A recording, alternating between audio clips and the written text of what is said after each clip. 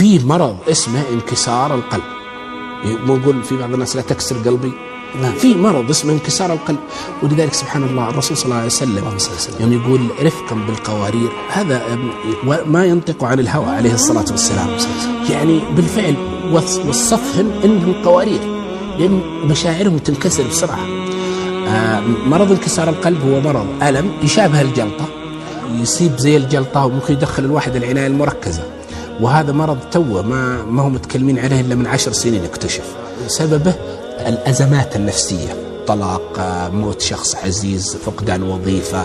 ولذلك إذا شفت شخص عزيز عليك وجت له أزمة نفسية، من حقه عليك أنك تقف معه، ومن حقه عليك أنك تساعده، لأن بعضهم ينهار، خصوصا إذا كنت عارف أنه حساس، ممكن تفقده.